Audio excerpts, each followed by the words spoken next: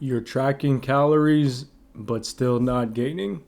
That is the topic of today's video. That's what we're going to be looking at. Not my Instagram feed.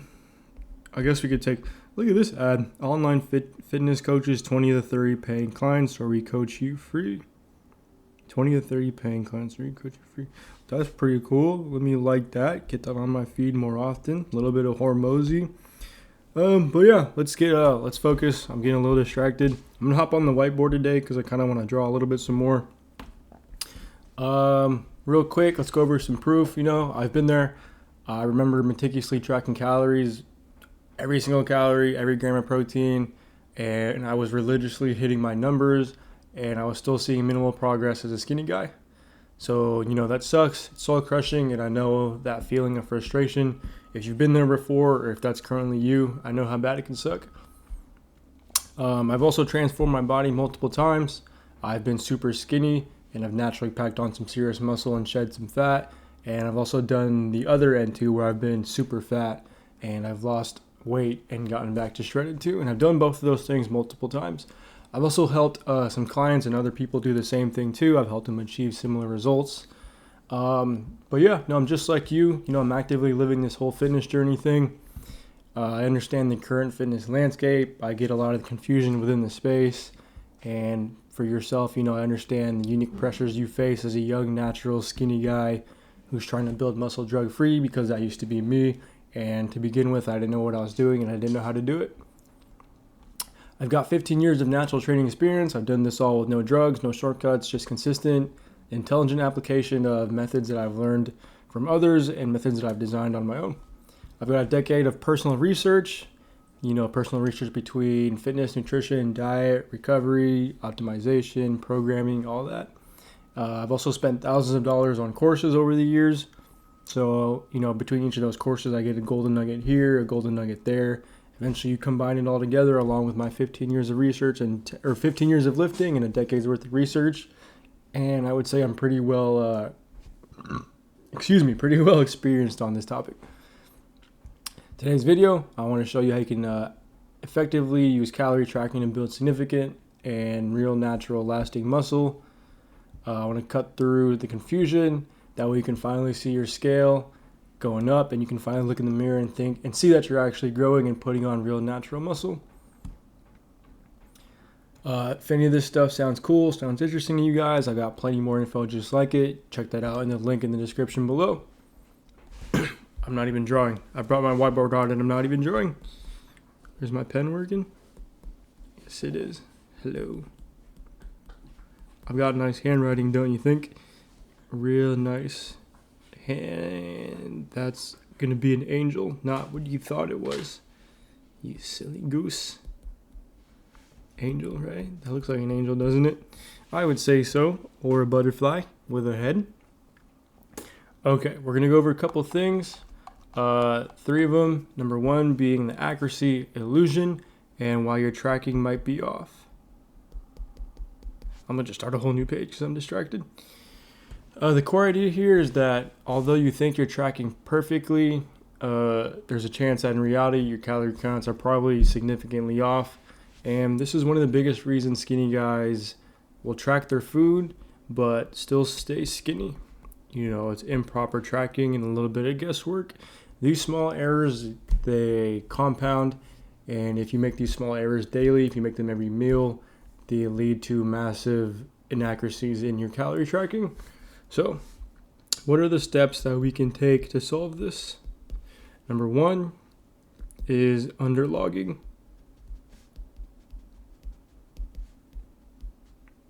Underlogging, what does that entail? Underlogging typically entails forgetting to count small things like sauces or oils or small snacks or like a bite of food here and a bite of food there. That stuff, dog, back up, dog. Sorry, my dog's trying to eat my food on the table. A big culprit is like olive oil. Like everyone uses olive oil to cook their food, and you'd be surprised how calorie dense olive oil actually is. Like if you ever look at the back of an olive oil bottle, a small teaspoon or whatever tablespoon is, I forget how many calories, but it's a lot. And if you pour that stuff on your food, like your salad too, It's really dense and you'll gain a lot of calories really fast. The next thing I want to go over is inaccurate portions. Inaccurate portions. So what is that? That is when you are eyeballing instead of actually weighing your food, or using just random like generic foods that you find in databases instead of like actually looking at specific product labels of foods. So like, yeah, you could go into your calorie tracking app and you could type something like, I don't know, cereal, and there should be like a generic cereal on there that you could use to track your calories. But if you don't type in specifically like Honey Bunches of Oats, the calorie difference between Honey Bunches of Oats and the generic cereal that you find on your app could be completely different. Number 3, calorie burn overestimation. Sorry, I'm not a good reader, as you can tell. Just kidding. I'd say I'm a great reader. So what is calorie burn overestimation? That is when you're overestimating your workout calories burned, which in turn creates a false deficit. This also goes hand in hand with properly calculating what your maintenance calories are. If you improperly calculate your maintenance calories, and say for example you do the math and it comes out to 2,500 for your maintenance calories, but your maintenance calories is really like 26 or 2,700, and you base it off the math that you found, when you finally add your caloric surplus, you're probably not going to be eating enough because you improperly calculated your maintenance calories. Okay, that's number 1. Let's go to number 2 so we can bust through this video. Number 2, let's start a new page here too, is nutrient timing.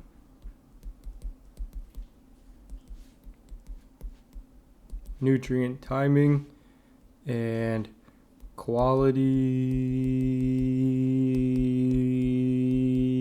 neglect, aka it's not just about calories. The core idea here is that you might be hitting your calories and your macros, but when you eat them, or you might hit your calories and macros, but you might be struggling with when you eat them and the quality of those calories too. For skinny guys, neglecting these factors means you're not necessarily optimizing protein synthesis or recovery, even if the numbers look good.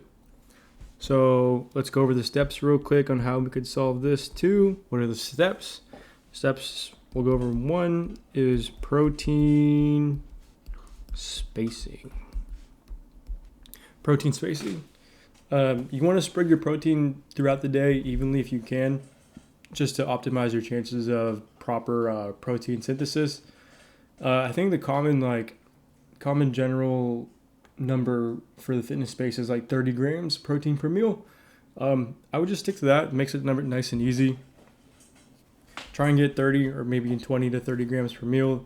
That way your body has multiple opportunities for protein synthesis throughout the day. Okay, that's easy.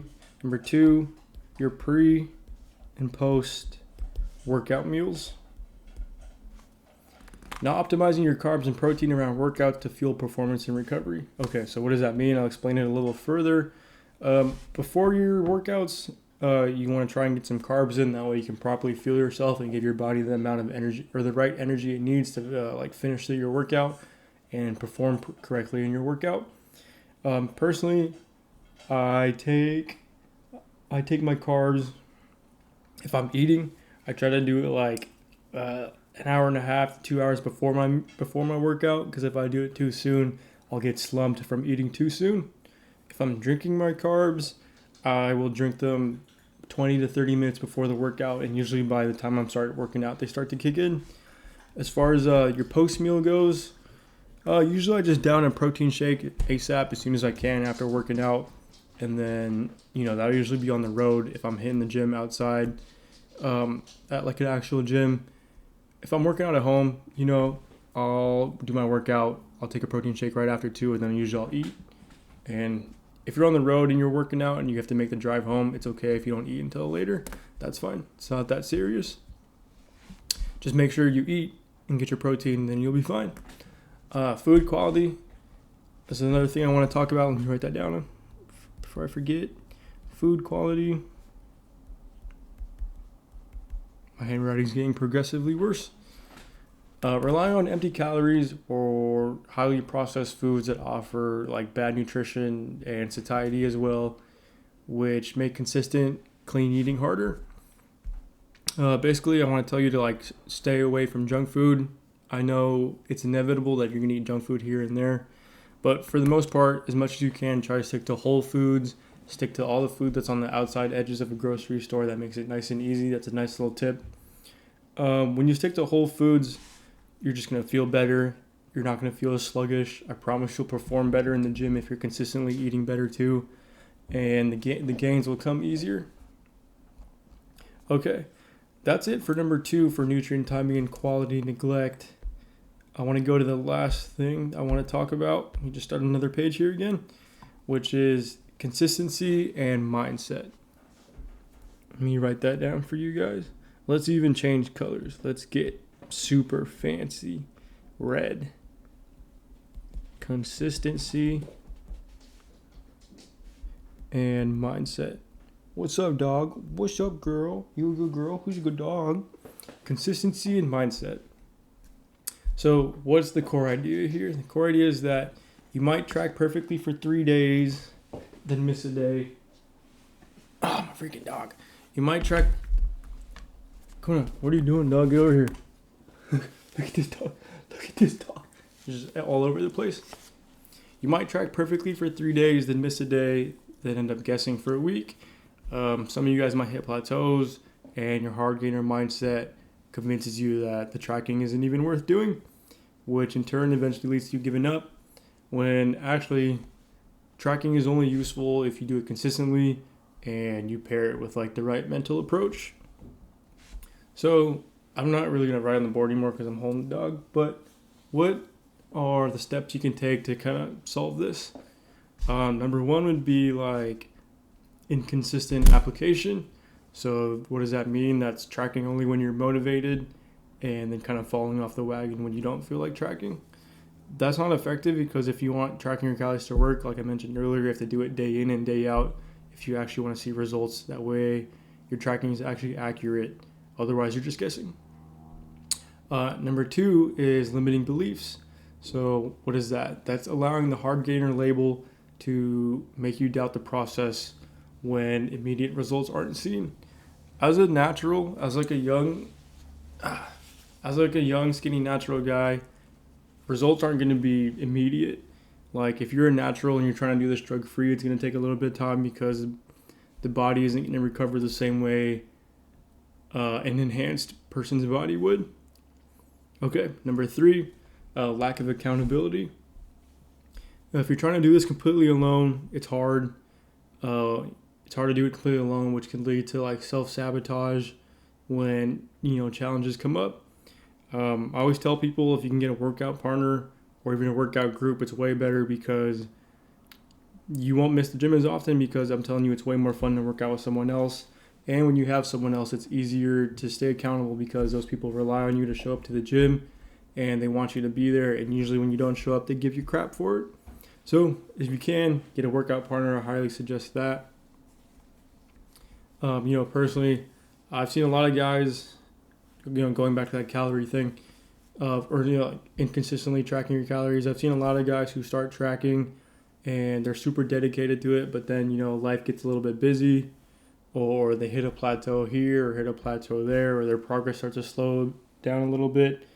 And having that hard gainer mindset usually leads to negative self-talk, and that's when it starts to creep in. They usually think, I'm doing everything right, like I'm tracking my calories properly, but it's not working. This is dumb. I'm just going to quit. Or they lose consistency. I'll tell you that the tracking itself isn't the problem. It's actually the lack of discipline and like having that supportive system, like I mentioned earlier, to push through like those mental barriers and physical walls. That's why having a group or someone to rely on or a workout partner is nice too, because usually when you have someone who helps keep you accountable for going in the gym or going to the gym and like actually working hard during your workout sessions together, usually that kind of spills over into the kitchen as well too, because when you start seeing results in the gym and you're having fun working out with someone else, It makes you want to do better in all aspects of your training, not just your training and time spent in the gym, but your dedication in the kitchen as well too. Okay, so I think that's about it. That's all I want to go over for today. You have now seen why your calorie tracking has been working. We've gone over some real paths to help you get precise and achieve a consistent, visible, natural muscle. If you want to learn more, I do offer a complete A to Z program that covers everything you could possibly need as a young, natural, skinny guy. I have a course, and inside that course, you can find modules on recovery, mindset, nutrition, diet. I've got comprehensive guides on recovery as well. So yeah, if that sounds interesting, if that sounds cool to you guys, feel free to hit me up below. I'll put a link in the description below where you can check that out. If not, I will see you guys in the next video. Peace out.